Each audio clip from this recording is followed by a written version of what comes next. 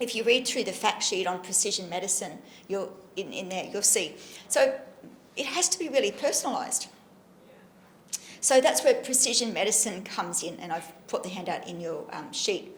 So one of the government documents that's come out from the Chief Scientific Officer in Australia has said in universal standard healthcare, the treatment that most commonly works is tried first for people like your antidepressant medication, although it may prove unsafe or ineffective for an individual patient. Most doctors don't do testing to see what your methylation status is or what MTHFR gene you've got before giving antidepressants. It's like, well, let's try this, you know. I actually went to school with a guy who had to have his tonsils out, and they gave him codeine and he died because he was a very fast metaboliser of codeine. Now, that was many years ago, and they don't do that. They've got better techniques now. But it just shows you how devastating it can be. And we're really at the very start of learning about genetics, probably like many, many years ago when they started learning about blood transfusions. And it worked for some people, it didn't for others. And then they started learning, well, people have different blood types. You give the wrong blood type to the wrong person, that affects, you know. So we're really at the start. But I think by educating people to empower them to take control of their own health. And this information is out there. There's so much you can do. You can get your genetic testing. You can learn about yourself. You can learn about what nutrients you need because of your vulnerabilities. A story happened to my daughter back in 2017. We all got a bit of a virus around March, April. In about a week, my other daughter and I recovered. My eldest daughter just went downhill. She got really, really sick. And suddenly, she's never had depression, suddenly was sort of quite depressed. And I remember talking to a psychologist saying, do I need to give her antidepressant medication? What's going on? And, you know, she's been like this for a week. And the psychologist kind of laughed at me and said, we don't give people, because they're feeling down for a week, you know, if they're like this for 3 months and they're not recovering, then we look at it. Anyway, she just got worse. Well, the day before Anzac Day, in 2017, she told me before she went to bed that her legs felt funny. I thought she had pins and needles, you know. She went to bed. When she woke up, she was paralysed from the waist down. She had no feeling at all. She had to go to hospital, and she started having seizures that would render her unconscious, and she was in a wheelchair for 4 months. Didn't really know what happened, just, you know, they called it functional neurological disorder. At first they thought it was Guillain-Barré, and they treated her for that. That didn't work. Anyway, years later, when we did the genomic testing, we found out that she's missing some really key genes to do with detoxification. That was hers. She gave me permission to use that. So we now know that, and as a baby, I did notice that there was a few things that were different about her. With your first child, you don't really know. So she's got one of the genes that can make her allergic to milk, and she's got one of the genes for celiac disease, and a lot of really high inflammatory genes, and also that detoxification one. So she's got some vulnerabilities there. That is different to me. I might have more vulnerabilities with COMT, she's got it with detoxification. So that kind of makes sense that when she got the virus, she went downhill. Now we know. Now we know that things like glutathione can help with your detoxification, and there's things we can do about that. But she's one of these kids, she's got low vitamin A as well. If you know, that can cause you to break out in a lot more pimples, zinc, different things like that. So different people have different vulnerabilities, and when you know what you've got and there's nutrients that you can help with that, you can have much better control of your health. And we know that stress can really deplete the body of nutrients. You know, it's like making a cake. If you're making lots of cakes, you're going to get low in the ingredients that you need, you know, be it sugar and self-raising flour and eggs and things like that. So you've got to make sure your body, you're getting more of those. Otherwise, you're going to start to see health impacts. You know where you're vulnerable, you know what you need to do. But this is just not told to our people that are under a lot of stress, or our clients that are under a lot of stress. They're not told that if you're low in iron, that might impact your serotonin. They're just given antidepressant medication. So what we do now, what we've been doing with Treehouse, is working with people like molecular geneticists and nutritionists who can really personalise treatment to people to get much better outcomes. And it's not just health. Another one is choline. There's a gene in the body. You get some choline from food, but not enough, so your body has to make choline. And there's a neurotransmitter called acetylcholine, which is good for memory. But if you've got that gene that you can't make as much choline, you might be more susceptible to memory problems. And we know our clients who are under a lot of stress often get brain fog, you know, or they can't deal with too much more because they can't think, their memory goes. And I wonder how many people of those might have a poor version of PMT, phosphatidylmethyl methyltransferase, and some choline or different things would help. there's pretty easy things you can do about it if you know what their vulnerabilities are. But we're just not talking about it. And it's out there in Australia. We use a lady called Dr. Denise Furness, who she's into what we call nutrigenomics, how nutrition affects your genes and your health. And she's not here, but we do it by Zoom. Yep. How much does the genomic test cost? Depends on the type of test that you want to get done. So the one I did was about $400. But in Australia, you have to go through a health practitioner. I've just done another one in the US called Nebula Genomics. They do your whole sequence. So Smart DNA do about 136 genes. You've got about 20,000 all up. But Nebula Genomics did it, and it was under 300 US, which converts to more. It's a bit over 400. But that's for life. You only have to do it once because you've only got one genetic sequence. Whereas epigenetics sort of changes over time, but your genetics, you do it once, you know. And some people don't realise that they actually do some testing. So when babies are born and they do the heel prick test? Yeah. So that is actually testing for some things that are controlled by genes. Have you ever looked at the back of a Coke Zero can and seen the warning on the back contains phenylalanine? Anybody know what that is?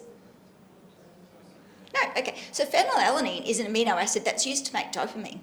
So phenylalanine can convert to tyrosine and converts to dopamine. But some people can't convert that phenylalanine to tyrosine, and it builds up in the body. You don't have the gene that, or it doesn't work, that converts it. And so those people, phenylalanine becomes toxic. And so there was a guy called Dr. Guthrie who had a child that was born, and by the time the child was 1, had brain damage. Didn't quite know why. But then he had a niece. Same thing, born normally, and started to have brain damage. And what they realised is this person, that the children had the gene that couldn't convert phenylalanine, so it builds up in the body. They have a condition called phenylketonuria. And you can prevent it if you don't have phenylalanine. But unless you're testing for it, how do you know? So Dr. Guthrie lobbied to have all children tested for this condition so that we don't have to wait till they have serious brain damage to realise they can't have phenylalanine. You test and then you can stop it. That's precision medicine working. And nowadays when they do the heel prick test, they test for about 80 different things. Some genes, some conditions aren't just one gene, so they're a bit more complex, but that's what precision medicine's all about. Are we seeing more trend in I guess in the Western world with the blending of multicultural compared to say like Aboriginal people, where they're Aboriginal from Australia versus Aboriginal people Indians? Yeah, look, genetics are different. Yeah. Different trend in some of that research? I think there needs to be a lot more. Yeah. Because some people get very nervous about having their genetics used. They're worried that it will be misused. Yeah. I think we need to do a lot more because there's a lot of research now that this is transgenerational. You have this thing called epigenetic transgenerational inheritance. So what happens is when these methyl groups that I was talking about that attach to DNA, once a new cell, an egg and a sperm come together, a lot of those methyl groups drop off, but not all of them. And what happens is when you have those methyl groups in sperm or egg, those can continue. So they've done studies with mice that they know that the changes, they're called agouti mice, they have a particular yellow colour. It's an epigenetic trait, it's not a genetic trait. And so they can inject them with something that changes their epigenetics, but that continues through generations. So it's not going, that epigenetic change is not going. And I wonder, and there's research for this, that when people, like our First Nations people, have suffered so much trauma, how much of that is being passed on transgenerationally? There was a case in the media not all that long ago of an Aboriginal man who was applying for the pension early. He took it to the federal court because he's saying on average Aboriginal men live shorter lives.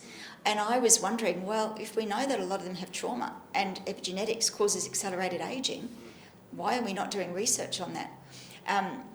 Professor Zoltan Zarnia, who's head of neuropsychiatry at James Cook University, I had a meeting with him a few years ago talking about trauma. I had a case, I was telling some people about it, where the psychiatrist gave evidence in a family law matter in 2020 that the mental health resources are so bad in Cairns that unless someone is bad enough to be admitted to the mental health ward, all she could do was drug them up. That's a psychiatrist giving evidence in a court. This lady had been sexually abused as a child. They tried cognitive therapy. They'd given her lots of drugs, every possible drug, SSRI, that you could have. When I spoke to Zoltan, he's like, There's no other. But they didn't do any testing to see. The psychiatrists just aren't taught that when they go to medical school. And what Zoltan explained to me is that on average, it takes 17 years from when stuff is proven in clinical research before it makes it into clinical practice. 17 years. So this stuff is available, we know about it, but GPs don't know about it. Then I'd done this week-long trauma course and I'd learned all these amazing things, hearing from all these people. So I started asking doctors and GPs and specialists about it. No, they looked at me as if I was stupid. So I went and had a meeting with Zoltan. He kind of laughed. He said, no, it takes 17 years before we start to become aware of that stuff. So what I then spent the next 3 years doing is trying to find out, well, these people that I've heard speak at conferences, where do we find them in Australia? And that's sort of how we've come across integrative psychiatrist, Dr. Denise, that we work with. There was another guy, Michael Fennick. You might not know, just off the cuff, lack of nutrition can be as damaging to DNA as radiation. So folate, which is really important for producing new DNA, which is why they say take folic acid when you're pregnant. If you're deficient in folate, that can cause as much damage to DNA as radiation. Most people don't know that. And they don't know that a lot of these things that we're seeing with epigenetics can be reversed by nutrition. So Dr. Denise that we work with, a lot of her research has been in high-risk pregnancies. And I had sort of noticed during my practice that a lot of people who had recurrent miscarriages sometimes have mental health issues later. And I was wondering, I wonder if that's all the stress. It's got to do with MTHFR, the folate that you need when a cell is multiplying a lot of times, that methylation and that DNA stuff. That can cause mental health issues as well, because that methylation is really important to neurotransmitters as well as DNA reproduction. Yeah, so it's all really interesting, but people, they just don't know about it, you know. So this is one of the things that, Treehouse is really passionate about, is getting this information out to service providers. I'm not expecting you to become molecular geneticists, but just being aware that when maybe someone's given antidepressants and they're not responding, that maybe there's a different way. This book is, all of these are excellent books, but if you read the foreword to this book, Mark Hyman talks about all the different causes of depression. Depression is not a diagnosis of a cause of a problem. It's just a collection of symptoms. When I did my functional medicine course, the psychologist who was teaching me gave an example of a child that he had seen. And she had tried to commit suicide 3 times. She was 11, had seen umpteen other psychologists. So he came in sort of as a bit of a last resort and got a bit of a history and said to the parents, when did this really bad depression start? She kind of couldn't talk. She tried to kill herself. They went, Mom, we kind of started after we went on this camping trip and then she got really bad. And he goes, okay, well, where did you go on your camping trip? And the place that they went is really bad for ticks and Lyme disease. And he said, well, I trust that you guys have she's done a test for Lyme disease. They went, well, we've done lots of tests. We don't remember if we've done that. So they ran 2 tests for Lyme disease. She had Lyme's disease. And when they started the treatment, her mental health just improved.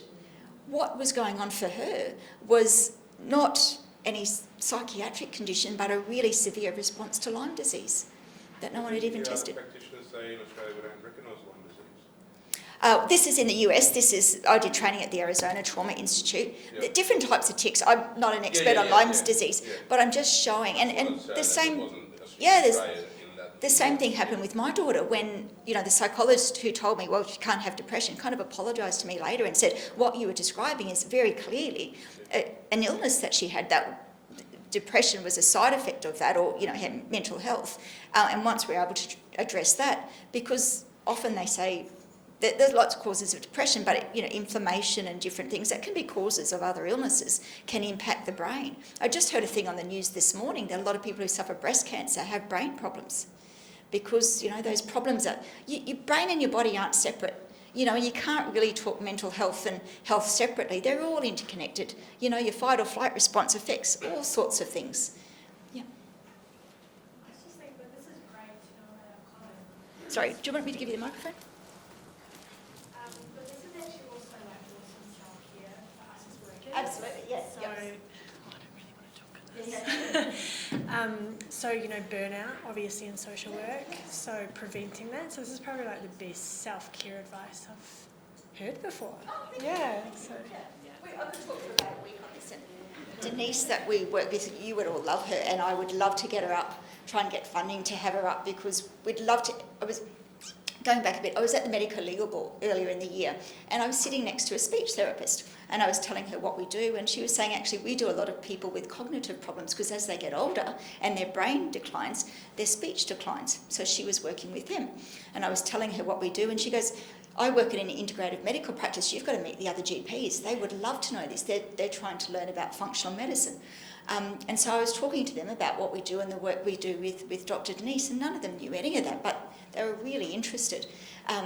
So, you know, I've learnt a lot through my work with her, but, you know, to have her up and speak to her, or someone like Michael Fennick from the Genome Health Foundation learning about epigenetics, you know, would be wonderful. So just getting some funding to run those courses. Do you find that you get a lot of resistance because it is not evidence-based? It is evidence-based, but there's not that continuing, that is a real focus of today's society, having that as the foundation just for legalities and for the processes that this world sort of involves around today. I guess a lot of this, there is research for it these days. When I talk to Dr. Nice, she will often say, look, a lot of people are talking about some of the epigenetic impacts, but what she tends to look at is the stuff that there is actually research there for. And MTHFR, there's heaps of stuff on that. We're learning new stuff all the time, but that's just, yeah, there is a lot of research already. When you get your list of resources, which I know you don't all have, but there's a guy called Moshe Zif who is one of the world experts in this area, and he's really entertaining to listen to. You can watch his TED talk on how, you know, parental care, you know, they first did it in rats, but they've done it in humans now, can really impact lifelong health, you know, and he talks about all of that through the changes, and possibly, you know, that epigenetic transgenerational inheritance. So I started to tell you a story about Zoltan Zarnia, who we work with, who I've met before. He had done a test at JCU in Townsville, testing some of the students for their cortisol response. So when you wake, your cortisol is at a level and then it changes pretty quickly in the next half an hour. And so they were testing students for their cortisol awakening response, and they found a number of their First Nations students had a dysfunctional cortisol awakening response. And he sort of put that down to perhaps perceived discrimination. And I would love to know the history for those people, to wonder if there was trauma in previous generations, to think that if some of that perhaps epigenetic changes that had happened in previous generations had been transmitted, even though they hadn't suffered trauma, because we see it in animals. They're able to show that in animals, and there's a lot of studies where they look at pregnant women who have undergone stress. So there was one, the Dutch winter hunger study. What happened is, during World War II, in the Netherlands, a lot of them were supporting the Allies. So the Germans went, stuff you, we're going to take all your food. And during one particular winter, many people died and a lot of people starved. So what they've done is a study of the women who were pregnant at that time, that severe stress of not having nutrients, how that has impacted their children. And of course, those people have children with high risk of obesity, diabetes, all that sort of stuff. They did another one, because it's really hard to randomise adversity, you know, so they sort of look at natural disasters. So there was another one in Canada where there was this really big snowstorm where they lost power for quite a lot of time. And different people had different levels of stress, because some people had to stay with their in-laws and some people were in country homes that were, you know, much nicer. So they were able to sort of do a questionnaire based on the level of stress that the pregnant women had. The higher the level of stress during pregnancy, the more serious outcomes for their children, years and years later. Yeah, so all really interesting stuff. Anybody want to ask me questions about that? I'm not an expert, but I've just been learning that you might want to know. Yeah. Thank you. So are there lifestyle choices that can be made that help? So not Yes. just additional vitamins, but sunshine, exercise, that kind of thing? Can Absolutely. you describe how Absolutely. that helps? Yes, because Bev and I are doing this anti-ageing protocol at the moment, which we haven't been as good as we should be with. But yes, so getting sleep, getting enough sleep, 7 hours sleep, huge. Good, you know, quality sleep, drinking enough water, you know, good filtered water, getting enough light, morning light, getting enough vitamin D. All of those things are really important. Getting enough exercise, not over-exercising, because exercise is a stress. You exercise too much, and different people have different genes, respond to exercise differently, which I could show you the genetics for. So all of those sort of things, which we know are pretty basic things, you know, all important. Not having too much sugar. Often they call Alzheimer's diabetes 3 now, because that amyloid plaque builds up in the brain. So lot of lifestyle choices. Some are specific nutrient ones, some are your general good living ones. And we know when we're stressed, we don't do those things. We know our self-care is what goes. And we're under a lot of stress too. So even if it's not for your clients, like you said, learning about self-care and how to personalise it for you can be really important. Some people are more susceptible to Alzheimer's. There's a gene called the ApoE gene, which I've got to be careful of. That doesn't mean you're going to get Alzheimer's, it just means you might be more vulnerable. So not having high levels of fat, too much cholesterol, all of those things contribute. Yeah. Any questions? Yep. If you do the genome testing, Yep. like you did, does it actually? Oh no. Does it actually provide you, like, interpret the results provided? Different ones do different things. So depending on which one you use. The Smart DNA, I've got one here. You're more than welcome to come and have a look at it afterwards. But they show you all the dots and then they show you briefly what each one means. Some of the ones overseas, when you pay, you register for the website and you can get a whole stack of reports. So there's one called Biohack Your Genes, and you can research just about anything. Like, they tell you all these different things. So what the MTHFR gene, what's the MOA gene mean? And it gives you all this information. Sometimes it's overloading, there's so much. But the Smart DNA just has, I'll show you, it just has little paragraphs about what it means. But you can jump on the internet. It's pretty easy these days to... If you've got Chatbox or ChatGPT, you can learn a lot just from that. Yeah. Anyone want to get the genetic testing done now?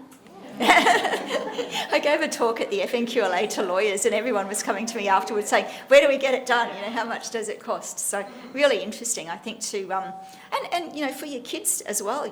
Knowing what problems. A lot of these problems you see in pregnancy. Sometimes the first time people are diagnosed is when they can't fall pregnant or they have miscarriages, and then you can identify what might be causing that. So rather than go through the heartache of repeated miscarriages. Any other questions? Yeah. Okay, I'll go back and sit down.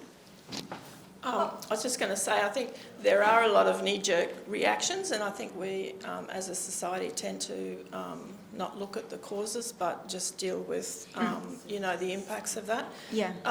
I just learnt this week that it's now been approved for MDMA and magic mushrooms to be used in treatment of depression. I just Yeah, and then, again, when I talk about domestic violence, I say if you want to stop it, you've got to work out what the cause are. But that's with any mental health problem. If you don't know what the underlying cause is, how do you stop it? And that's what precision and personalised medicine, functional medicine are all about, is rather than just looking at the symptoms and treating the symptoms, let's try and work out the cause is. Because sometimes that's a pretty easy fix. Like some schizophrenia, looking at B6 and zinc, that's pretty easy cure. And William Walsh talks about how, historically they were able to cycle people in and out because the hospitals weren't accepting that something that easy could fix the problem, and someone had to show them repeatedly how they did it, Just a question, Treehouse Australia, is there a website for that? Yes, yep, So just type in treehouseaustralian.com or something? yep. Okay. And Best website. it's not the best website, and we are working on fixing that. As part of this grant, we wanted to work on that. But there is one with some resources, and this will be videoed and will be uploaded to the website. And then hopefully we'll get a new one that's a little bit better. But we do this all voluntarily, so we have to do it slowly and make a living at the same time. But if you want to hold more workshops and do paid workshops, we're more than happy to do that as well. But let us know. Any other questions about epigenetics, genetics, telomeres? All clear as mud? Yeah. Okay. Bev? I was just going to lighten the mood a little bit.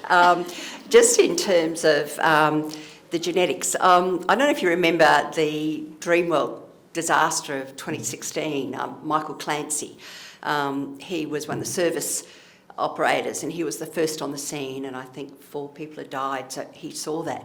He'd never had depression in his life, very happy-go-lucky guy, but then was getting a lot of barrage of abuse because of the accident and what happened, and he just went on a spiral of depression, and was and the doctors just giving him, as Dee was saying, just quickly giving medication, and it wasn't working. It was making it worse. He couldn't get out of bed, was about to just give up on life, wanted to commit suicide. Bit odd. He then develops this parrot for passion. So people were starting to have these parrots, and he'd say, well, at least I can talk to the parrot and he doesn't argue back with me. But what was interesting is that then, yes, he does go down that path, does the DNA testing, and then the medication they're able to give him as a result of that picked him up no end. So it just makes that so much difference, and not having to go through all that trial and error. And I guess just another reason why I was talked into doing the testing, I don't have the Alzheimer's gene, but the reason I also was very keen to do it is, to say, I've written the history of family law in Cairns, and there's been so many changes. But in doing that, I met with Chief Justice Nicholson, who was our second Chief Justice of Australia, Kerry Cullinane, who was our Supreme Court judge. Really bright men, and men that were just way ahead of their time, making changes in the law. It was sad. They're in their 80s, and they were clearly forgetting they'd spoken to the day before, but they'd ring again and tell me the same thing, and then you'd start to hear from other people that, they were really declining in terms of their memory and Alzheimer's and things like that. So it is... I'd certainly recommend it. I am nowhere near as learned as Deanne. I have to tap in her for information. But it's certainly been an interesting journey. But I just want to lighten it up a bit because, okay.